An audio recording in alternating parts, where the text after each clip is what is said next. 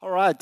Thank you very much for coming to this session about testing. I'm going to show you how to use Docker to help on your test so you can deploy tests faster. And also how Docker can help you on testing your legacy code. Notice that I'm not going to talk about how to use Docker on production and so on and so far. I think that for this you just need to take a look at Kubernetes and OpenShift, and then this the answer. I'm Alex Soto. I work at Red Hat. I'm the creator of lordofthejars.com, and my tutor is Alex Soto B. If you have any question, any feedback, wherever, just send me a tweet and I will answer you as soon as possible. Also, I'm the author of Testing Java Microservices. Well, actually, I'm the key author, and yeah, I mean that we cover some of the things that I'm explaining in this session. Please, if there is any question, just raise your hand when you have the question. Don't wait until the end, because if you ask your question at the slide, then it's easier to get the context. The first thing is that maybe I would like to introduce is that why and when we start testing. And there's a lot of discussions about this, but I like this, how Lara Frank from CodeShip explains, and basically says that from the early days of software, we start testing. And this is ENIAC. ENIAC is also, there is some controversies again, with this argument, but it can be considered the first electronic general purpose computer. And this, yeah, quite big. The curious thing is that they were almost programmed by women, and it's really great. And it was used for computing the artillery firing tables. And basically what they did is just they program everything, and then they start doing calculations. And then periodically, they check the trajectories that were calculated by the machine against a correct hand-computed table. So then, with the real value and what they calculated manually, they check, and then they could find if there was any error or not. So it was, yeah, somehow manual testing, but it was testing at the end. And what ENIAC allows to the army was to calculate these trajectories instead of taking 1 week to calculate all of them in just 1 hour. So nowadays, I think that it's pretty much the same. We are just writing tests and we check the actual results, the expected results, and we check if they are the same or not. If they are the same, then the software works as intended. If not, probably there are bugs. But at the very end, what we want to do is just quality for our customers, right? We want to deliver a software that is as much stable as possible and following the requirements as possible. Now, taking a more deep definition of testing, I'd like to say that one of the things that allows testing is enable change. So you can refactor your code, you run your test. If all the tests are green, then you know that your refactor has not break anything. If not, then you know that meanwhile you refactored your code, you break something. If you have no test, you have no way to change your code. Or at least, yeah, you can change it, but you don't know if your change has break something or not. Also, it helps you to validate the functionality of your software. It helps you to validate that you are implementing the right things and the things are right.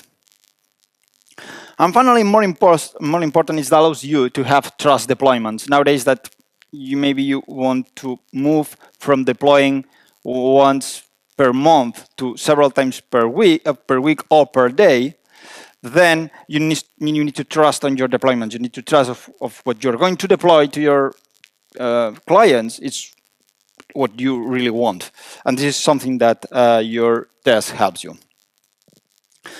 But let's start with legacy code, and I mean that it's right. It's great, everything what I've explained, but sometimes you start doing a project, you start writing tests and so on and so far, but then you get it rushed. There is deadline, so you start skipping writing tests, right? And then this software is evolved without tests. So what is legacy code? There are some authors that say that it's a myth. If your software, your application is on production, it's not legacy code because it's on production. If it's not in production, it cannot be legacy code because it's nowhere. Yeah, some probably, and then some will agree, some others not. But I think that what almost all the authors agrees is that legacy code is that it's that code that it's written by another team that probably hasn't touched for many years. Also, you are afraid to touch. It's like this. This happens to everyone, that you have this kind of classes that's like, look, here is this class that I don't understand, but I'm feared to touch it because maybe I break something. So better to not modify it. And the most important thing is that not having automated tests. This is what I mentioned before, that you start skipping writing tests, and at the end you have a big application without tests, and nobody wants to modify just in case it breaks something. The problem is that all code needs to be maintained. It needs to be maintained because maybe some clients find a new bug. Maybe there is new hardware, so you need to update your application to run on a new hardware or a new operation system. Or maybe there has been a change in the environment. Maybe you're connected to a third party and this third party has changed. Then you need to adapt your code. So, of course, you can say that it's legacy code, it doesn't matter, I'm not going to modify it anytime. But the truth is that this is what you ended by doing it, by modifying something because of new bugs, new hardware, or whatever. So can we apply test first strategies on legacy code? Well, it's quite difficult, I know, but I would say that for a new feature, if sometimes you have there some application and some customers requires a modification and says, hey, can you add this new feature? In this case, you can use TDD. It's a new feature, so it's like, okay, it's like a new product, so let's use TDD. It's easy, or easier than just doing TDD with some legacy code. Also, for example, if there is a bug and someone opens an issue saying, hey, look, in this application we found this bug, instead of debugging from the IDE, what you can do is just write a test that reproduces this issue and then fix it. So at least you've fixed the bug and also you have some tests there. And the other thing is optimization. Sometimes maybe a customer says, hey, this is really, it goes really slow, or if you try with this mobile platform, then it goes really slow, or whatever. Then it's another opportunity to say, okay, I'm going to write a test that checks this, it checks the performance, and then I can improve the performance with an automated test. So it's another good excuse, let's say, to write tests on legacy code. So how to start to write this test? My advice and in my experience, the best thing is like write any test. It doesn't matter, but it should be quick and easy. If you start writing a really complicated test, then you're going to, starting, but you'll never finish, and then you will just say, okay, I want to avoid writing tests for this application. So just start with the quick and easy, just because it's going to give you really quick feedback.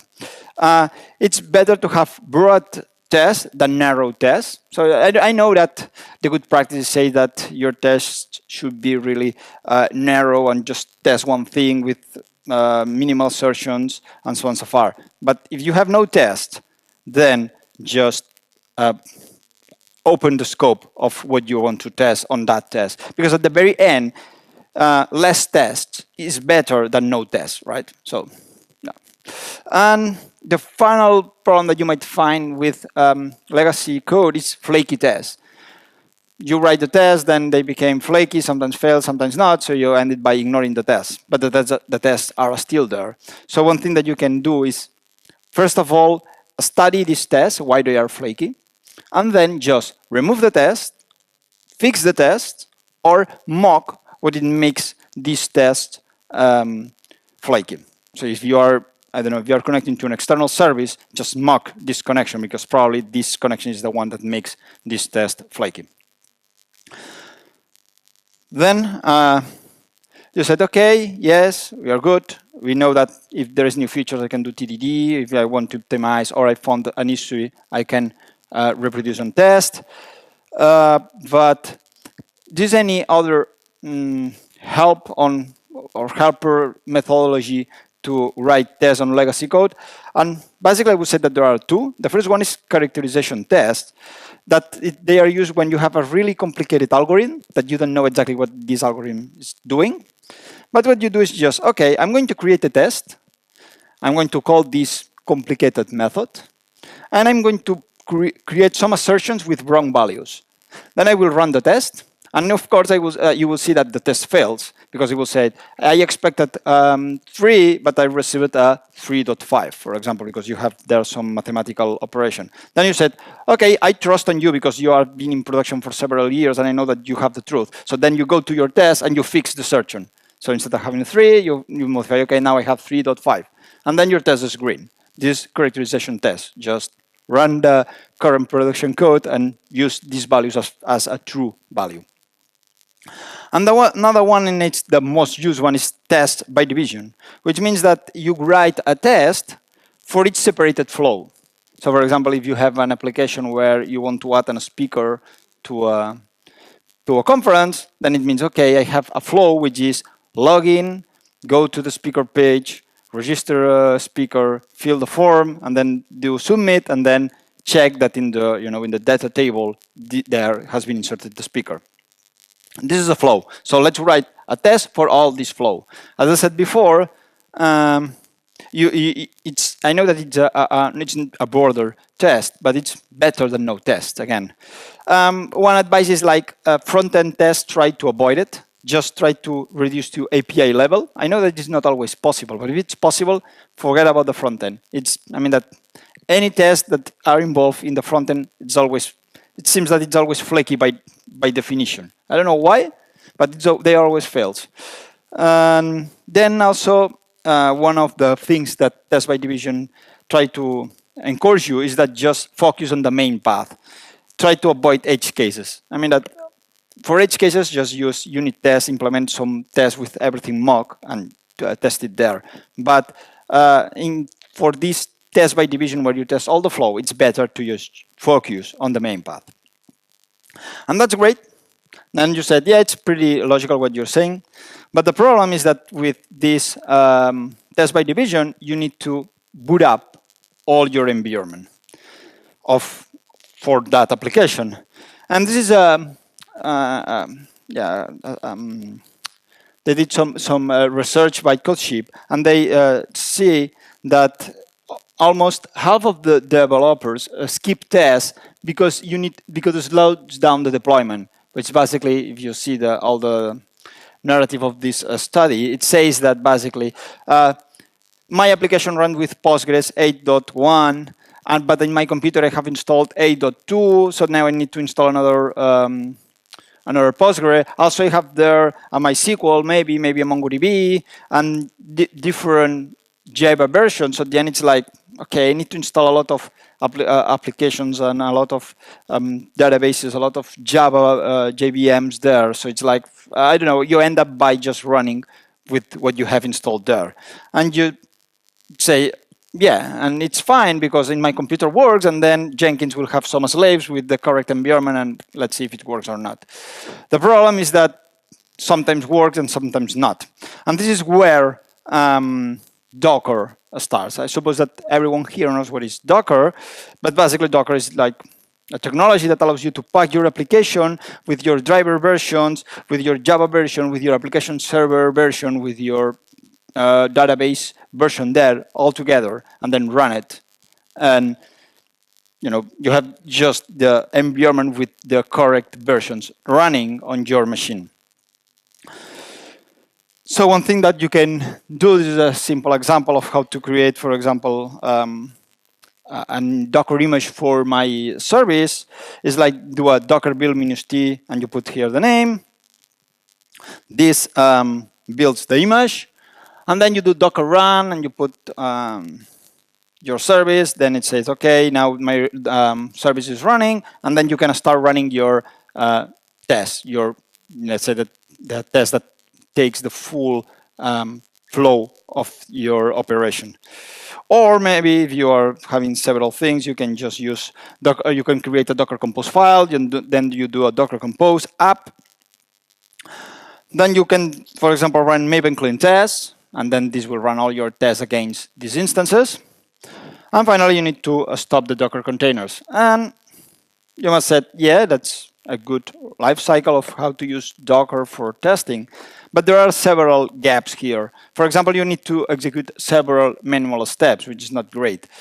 You need to start a Docker, build the image, then do the Docker Compose app, then run your build, and then stop the container. So it's first of all, it's manual steps. Also, you might say, okay, but I can put these steps inside my build tool or create a shell script and do everything. And that's true. The problem is that your Docker host might not be local host. Maybe you're using Docker machine, so your IP is not local host, but the machine that it's on running this this Docker host in this case, or maybe you're using a remote Docker host. And so you need to know how to deal with these IP things. And also, what's happening if you want to say, yeah, there is one test that fails and I want to debug from my computer. Again, you cannot do it from the IDE. You need to start, in this case, playing with Maven clean tests and excluding and including tests until you get exactly the test that you want to run.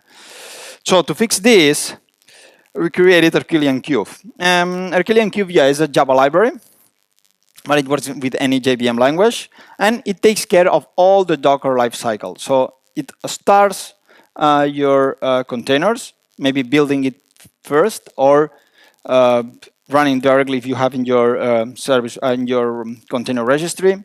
Run the container, then they run the tests, and finally stop the test and clean everything you have there. And the good thing is that it integrates with Docker machine and with Docker and with native Docker. So you don't need to take care of the AP or nor the Docker host or whatever, because Arquillian Cube just check your environment and adapts to your environment. And this is an example with a Spring Boot. Probably, I don't know, almost everyone knows a Spring Boot. And this is a test. The first thing that you need to do with a Spring Boot is just create all these Spring Boot test and run with a Spring Runner and create a configuration file. Sorry, a configuration, a specific configuration for this test.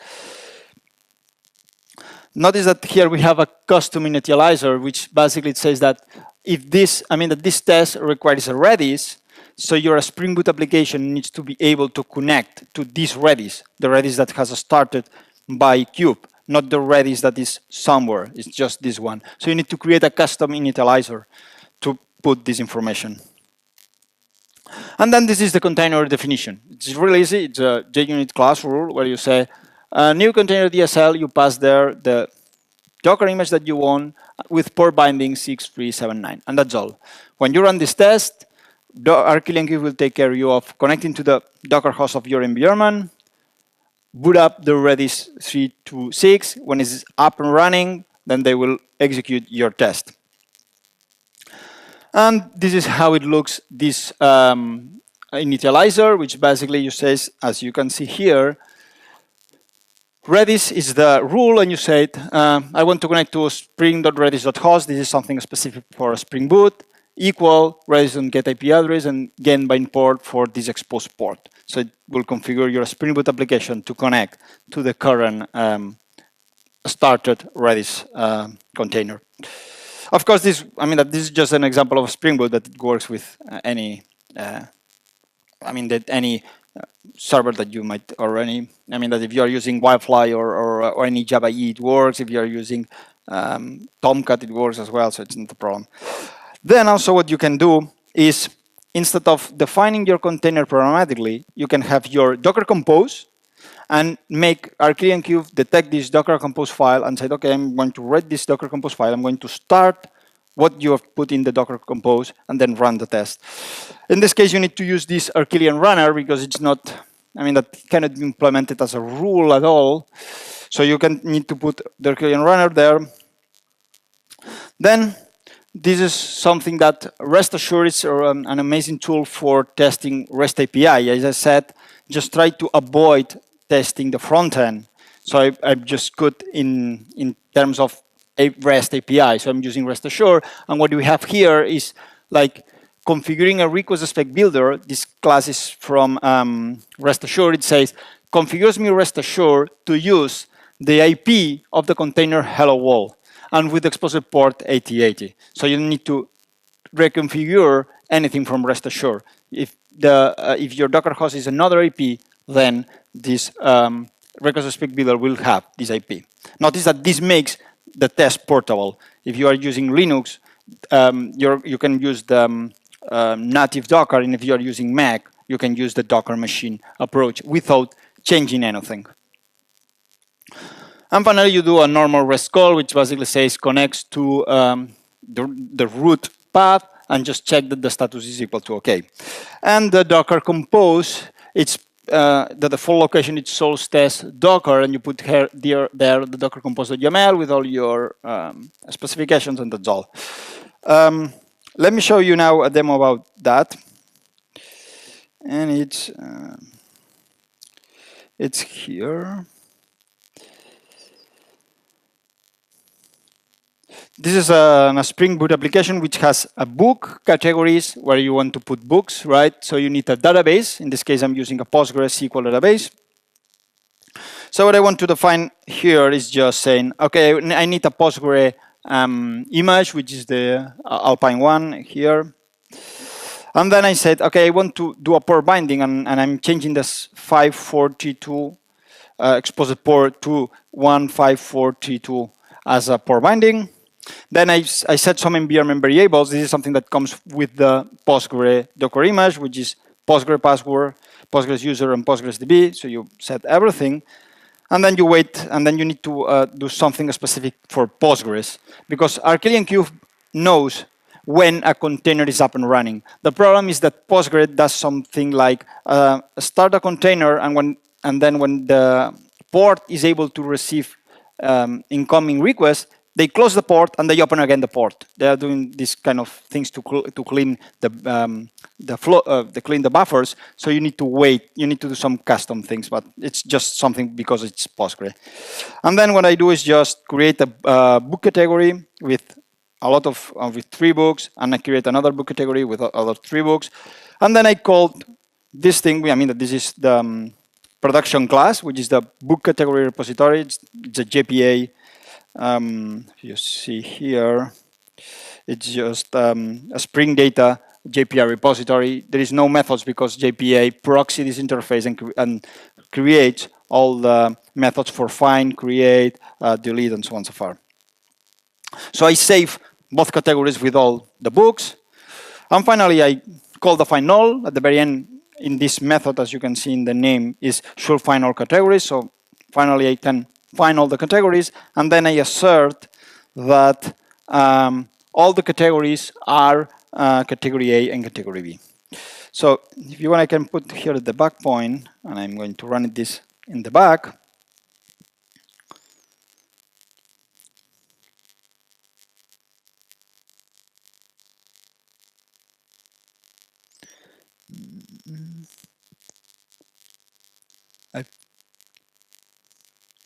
Did I click it? Yeah, right? Yeah, but I don't, no.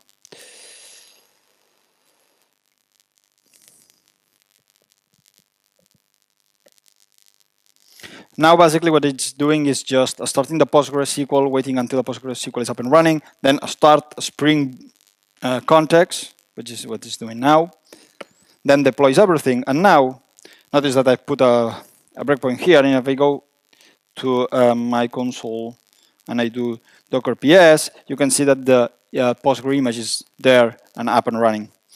So then I can come here and finish the execution. And of course, it's green. You can see here that there are some inserts of all the categories and books. And then finally, there is a select somewhere. Should be a select. Pro, it's not a select because it's in the cache. Yeah, it's in the Hibernate cache.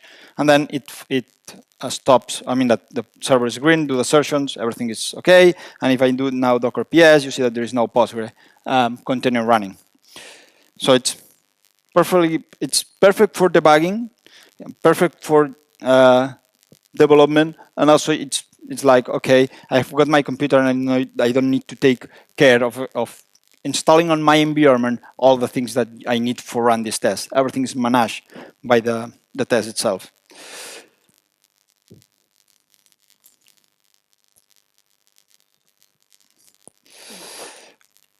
But as you have seen, this is a persistence test, right? And you've seen that what I did in my test is a lot of boilerplate code, like create the categories, create the books, insert the categories with the books, and then after all of this, I could start running my test, my find all categories. And of course, if I have some test of like, I want to check that a duplicate category cannot be inserted, it means that I need to do exactly the same thing on that test, like inserting the category, inserting the books, then insert a new category with a duplicated name, and so on and so far. So I mean that there is a lot of boilerplate code there that you need to do again and again and again. And also one of the problems that you might have is like that you need to delete your data between tests, because if not, one data inserted in a previous test can affect the result of the another test. So at the very end, you end up by a really long test for just testing a find all method. And this is what Arquillian APE fixes. Basically, Arquillian APE is like another product from the, not product, but yeah, or project from the Arquillian umbrella. Notice that everything in Arquillian is it's open source. I mean, that is Apache V2 license. And Arquillian APE, it's Arquillian persistence extension means, and basically it removes all the boilerplate code that we have seen in that test, and we like to call it APE because it's like it does all the tasks that even an APE could do. And this is an example of how it works. First of all, you just create an API, an Arquillian persistence instance extension JUnit rule. If you are using the runner, if you have seen previously with run with Arquillian, because you are using Docker Compose, then you don't need to use the rule. This is something that it's only valid if you are not using the runner. Then you set what do you want to persist, and in this case it's like I want to use the dbunit engine. dbunit is it's a framework for Java that allows you to insert data inside a database and clean it after all. And in this case, we are just saying, I want to use dbunit for inserting and deleting data. Then I configure the connection. I mean, that this is the pragmatic way of configuring things in APE. You do rdbms populator. This is like a wrapper for dbunit. You set the URI, the driver, the username, the password, and the data set that you want to use to populate your data. And finally, you call execute, which means, okay, now that you have all the configuration on place, just do execute and populate everything inside the database. And in this case, the composers.yaml file looks like this, which is pretty awesome. I mean that dbunit by default uses XML, but who likes XML, right? It's maybe XML, it's perfect for machines, but for humans, it's quite unreadable. And then with APE, we implemented YAML files, JSON files, and even Excel. I mean, that this Office tool, right? And it's as easier as this. You put the table name, and then it's a list of all the attributes of this table, like the ID, the name, the birth date, and when it died. And finally, after each test, you can do something like that. After each test, just configure the rdbms populator to clean the database. And notice that you still are passing the data set, because it's going only to delete the things that you have added on that test. And the benefits of Arquillian APE is that it removes all the boilerplate code. I've shown here just the programmatic way, which is this rdbms populator dot with gdbc, blah, blah, blah, blah. But it also have a declarative approach. So instead of doing all these things, you just you can just annotate your test with using dataset, and you put there the YAML file, and should match dataset, and you put there how the database should look at the end of the test.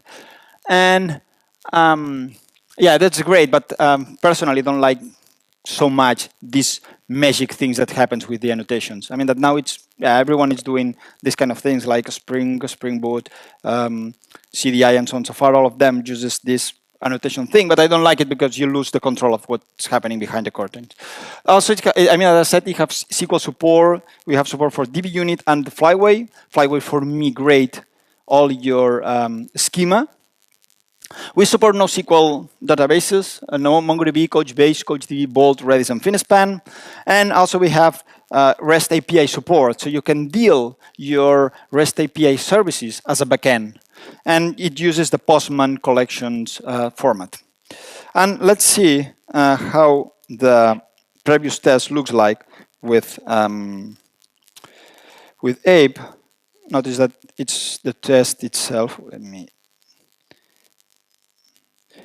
Is much small and much compact. What I'm doing is exactly the same as before. I have here the Arquillian persistence rule, and then I'm injecting the DB-Unit red DBMS populator. I put it again the Postgre, and then what I'm doing here is just for URI, this URI with driver, username, password, and using books.yaml, execute, and this will populate my database with everything. And if you check here, books is like this, is exactly the same, where I define one table with book category with ID 1 and 2, and then in each book, all the books that belongs to that categories. And finally, I just do the find all, and I assert that these categories are up and running. So I can run the test. Now it's just doing exactly the same, just starting the Postgres, starting the Spring Boot, and so on. Yeah, and it's the same, but now APE is going to populate your database instead of you having to write every time all the objects. Yeah, it's run, and notice that it's pretty fast. Everything. I mean that Postgres starts pretty quick. You start Spring Boot as well, and then populate everything, run the test. I mean it's quite fast.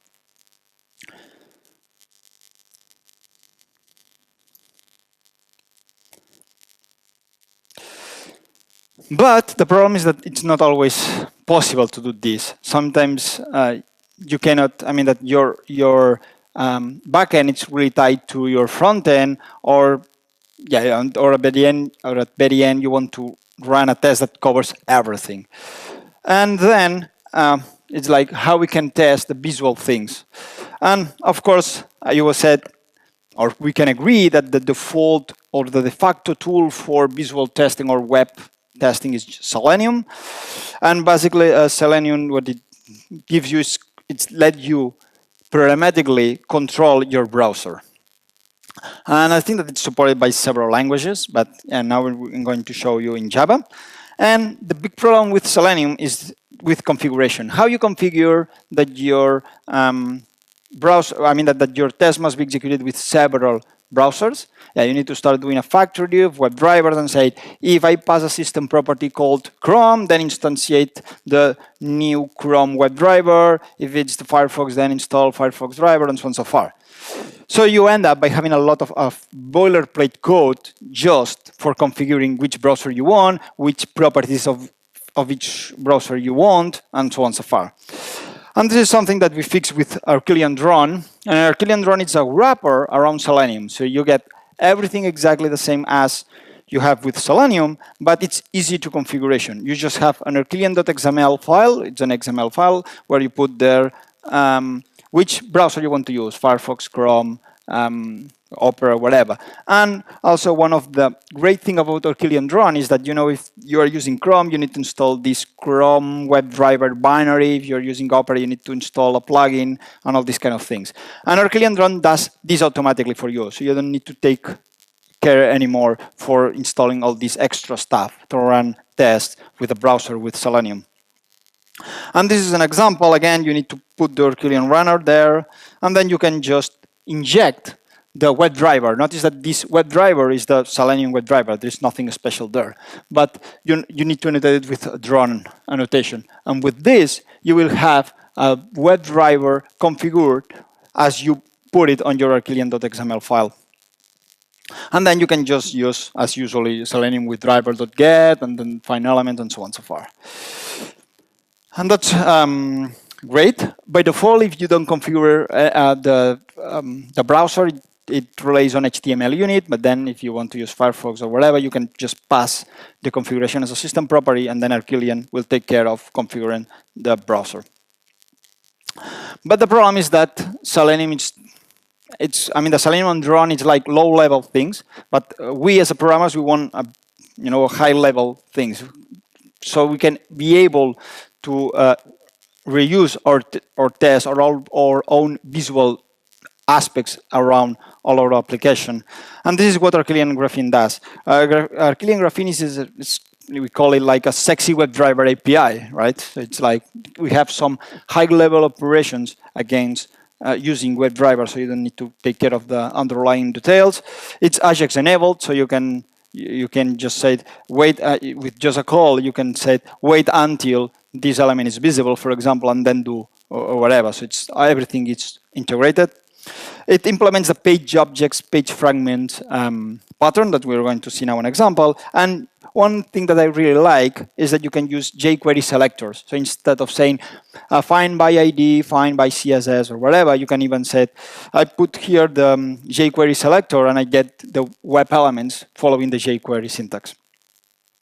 And this is an example of a page object. Notice that here there is nothing, I mean that you don't see anything related to WebDriver. You just see the web element, which this web element is the standard Selenium web element, that it's find by ID submit, and then they will find this ID and they will put the web element there. You can even put pages inside pages.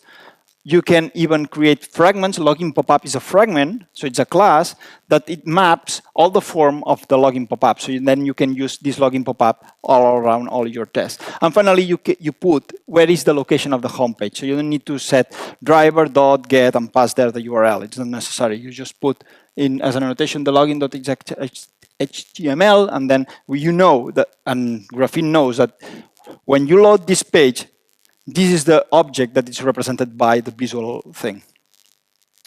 So as I said, the location, and this is the page object. Well, let's do what I've explained. And then this is the test. Again, you annotate it with runner, with Arquillian runner. You put here drone WebDriver, and one of the really good things is that you can use this annotation, which is an initial page, home page. So then you don't need to take care about anything. I mean that there is no driver get, driver open, instantiate WebDriver or whatever. Just you arrive here and you know that in your browser you will be in home page. And finally, you can just use all the methods defined in the page object itself. And one of the great things that it's there is that you may say, yeah, that's fine, but I want to test with Firefox 3.3, 3.4, 3.5, Chrome 3.1, 3.2, 3.5, and so on and so forth. So I have a lot of browsers, a lot of versions. I need to have all of them installed on somewhere, maybe in the Jenkins slave, maybe in my local machine, so on. But it's not necessary. You can put everything, absolutely everything inside containers. And I'm going to show you now a demo which is a bit more slow because, well, this is like an end-to-end test. And notice that I'm not going to explain you how this web page looks like, but I'm sure that you are going to understand. This is the test. And what I'm doing here is just, I want to run this test. So I know that when I click on this test and I run it, Graphene will take care of opening the default browser. In this case, I set it to Firefox. And okay, then I want to create an object, which is a speaker, which is Alex Soto on the Twitter. And then it seems like I will be in home page, and then I do navigate to speaker link. So you can say, okay, it seems that home page has some link, right? Which is you click it and you go to something related to speaker, and then I have something like this .navigate to create new speaker, which is like, okay, I don't know how, maybe it's a tab, maybe it's a link, or I don't know exactly the UI details, but it seems that I will be able to click somewhere and I will be able to create a speaker. And finally, I said, and I want to create and a speaker. So probably at this point, I will be at create new speaker page, and I will pass this speaker object to create the speaker. This returns on a speaker page. So you can see in this test that probably after you create a speaker, you will be redirected to the speaker page again. And then what I want to assert is that this speaker page contains the speaker that I have added, right? Really visual, really compact. No, I mean, if you think about doing this with Selenium, you can do it as well, but maybe it's quite more hard. And just an example, this is how a speaker page looks like. The speaker page is in conference/speaker/search.xhtml. You have a page inside a speaker page, which is to create a speaker. Then I have a find by ID, which is the button for creating new speaker. And I have a speaker table fragment, which this is a page fragment, which is a table. So I can reuse the same table in several tests. And finally, you can see all the methods like navigate to create new speaker or assert that the speaker is added. And it's just pretty, I mean, it's not so much complicated. And notice that since all the hard thing of table, it's abstracted inside speaker table fragment, then even the assertion looks really compact. So let me run this test. And now it takes some time because basically what I'm doing here is this. I think it's this is a Wildfly. It's a Java EE project. So I'm starting the Java EE application server, which is Wildfly. Then it starts the database because you can see I have here in resources. No, here the Docker Compose file. Well, actually, it's just this image is what I'm starting. Then it starts the Firefox Docker image inside the Docker host. And then it starts, then this test is executed against this virtual browser, which is a Docker image. And then after this, Docker WebDriver starts, doing all these requests against this virtual browser. It asserts that everything is green, and then it stops all the containers again. So if, for example, if I'm going here now, I do a Docker PS, you can see that there are some containers that are started. And if you see the last one, it's like Selenium standalone Firefox debug 2.53.0. This means that now I'm running a test against this version of Firefox. Let me see if it finishes or not. Yeah, it takes like 30 seconds or so.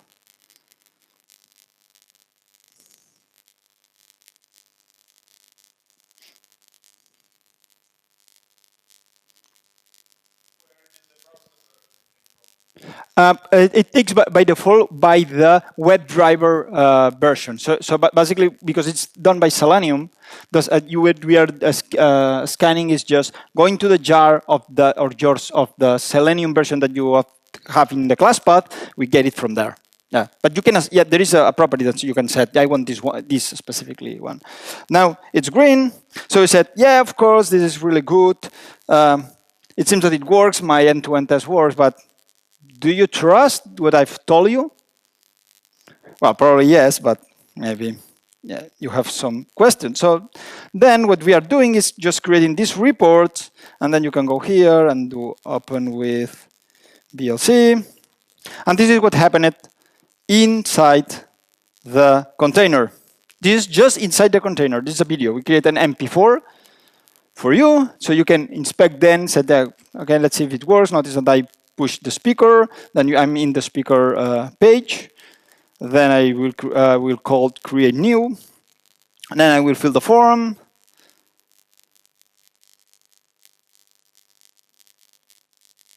Then I submit, and then this is the table.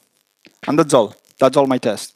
So if you are saying, oh, I don't know exactly if this works or not, you just can review the video. And this is good, and also the one thing that I want to show you, it's like here. Well, that we also storing the logs of the container. So if you want to check what's happened with each of the containers, you can check the logs here. And even in this case, it's really stupid. But we are just creating an we are creating a schema of all the containers that are running inside. So you can even check if it's a complex Docker container run. You can check if it works or not.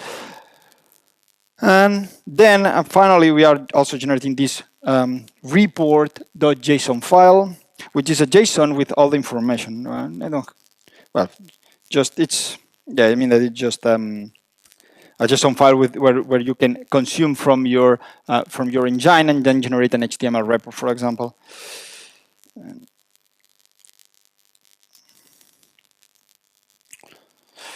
We're almost done, so let's wind down. The first thing is that sometimes during writing tests, you discover other bugs when you're testing legacy code. And you even didn't know that they were there. Yeah, it happens. I mean, that no worries, it's no problem. And even sometimes what I face it is that you discover some behavior that it was not the one that all the company thought it was. But since it was there from the early stages of the application, then it's there and everyone assumes that this is the de facto, but it's not what was specified. Happens.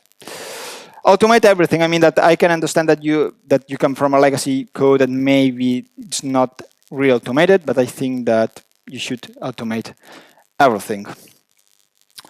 The last thing I would like to tell you is that writing tests for legacy code, it's really painful. I mean that I did this in the past and you burn out really, really, really quickly. So just don't do something like, I'm going to spend 1 month writing tests for a legacy application. No, this is not going to work. Just say, I'm going to spend 4 hours every weekend, or every week, sorry, just doing, weekend writing, sorry. Every week, just writing tests for my legacy code. And then do new things. Because if not, you're going to burn a lot. Finally, this is one schema that comes from Zero Turnaround blog post that says that this is something your application which you have an input, you parse this input, you read something from the DB, then you do things there, then you save on the DB these new things, maybe you append something to the GMS queue, then you create the response, and then you send the response to the output. I would say that 80% of the bugs happens on the yellow arrow. So just put your focus on the yellow part and forget about the other ones. It's better to have all the life cycle completed and done. Sometimes it's not possible. Sometimes you don't have all that time. So just then focus on where all the decisions are taken. And this is the links where you can download the example that I've done. And yeah, in Twitter, I will publish the slides as well.